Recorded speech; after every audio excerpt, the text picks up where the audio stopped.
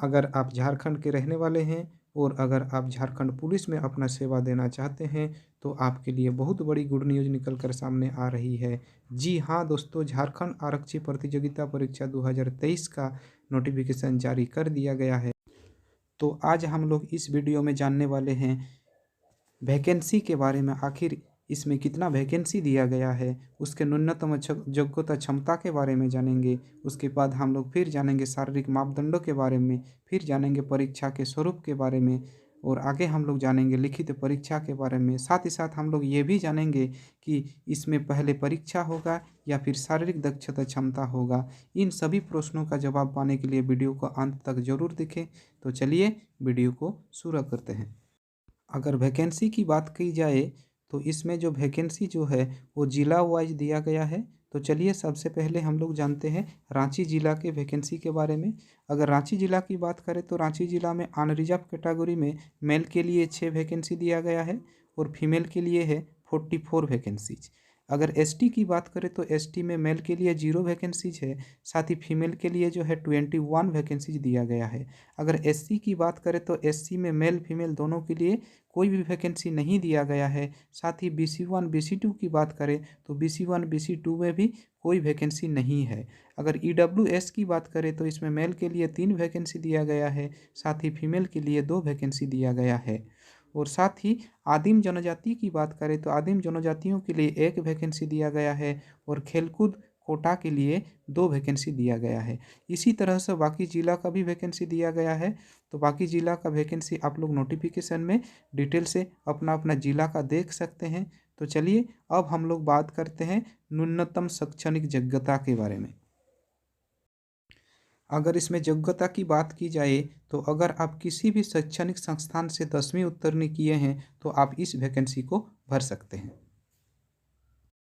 तो चलिए अब जानते हैं उम्र सीमा के बारे में। आखिर उम्र सीमा कितना होना चाहिए ताकि आप इस वैकेंसी को भर सकते हैं। अगर उम्र सीमा की बात करें तो न्यूनतम उम्र सीमा 18 वर्ष होना चाहिए।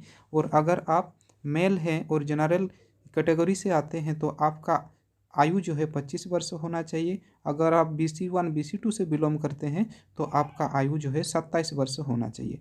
अगर आप महिला हैं और जनरल या EWS BC1 BC2 कैटेगरी से बिलोंग करते हैं तो आपका आयु जो है 28 वर्ष का होना चाहिए। और अगर आप SC ST फीमेल कैंडिडेट हैं तो आपका आयु जो है 30 वर्ष होना चाहिए। तो चलिए अब हम लोग शारीरिक मापदंड के बारे में जानते हैं।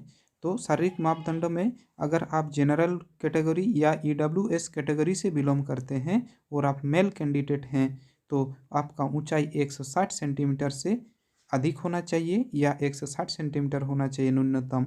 और आपका चेस्ट यानी चेस्ट का जो चौड़ाई जो है वो 81 सेंटीमीटर होना चाहिए। अगर आप SC ST कैंडिडेट हैं तो आपका हाइट 155 सेंटीमीटर होना चाहिए और आपका चेस्ट जो है 79 सेंटीमीटर होना चाहिए। BC1 BC2 कैटेगरी के लिए न्यूनतम हाइट जो है 160 सेंटीमीटर होना चाहिए और आपका चेस्ट की चौड़ाई जो है 81 सेंटीमीटर होना चाहिए।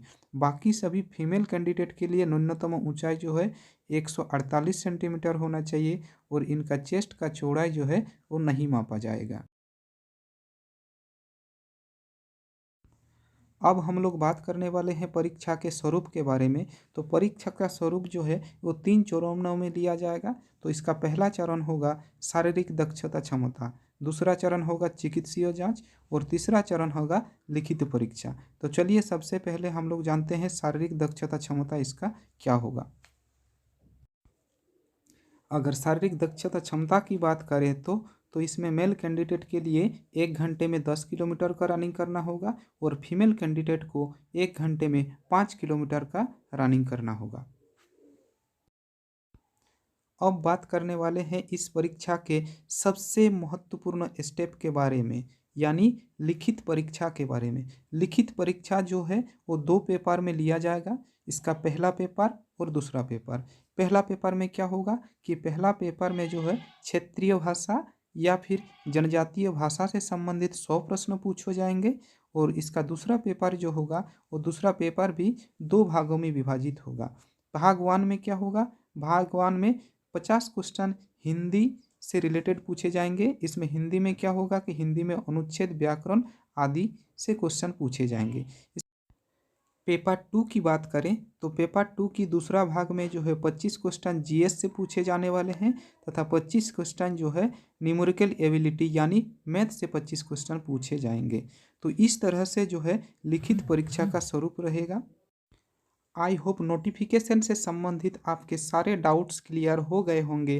फिर भी अगर आपके मन में कोई भी डाउट है तो आप हमें कमेंट करके बता सकते हैं, हम आपको उसका भी समाधान देने का प्रयास करेंगे। तो चलिए मिलते हैं अगले वीडियो में।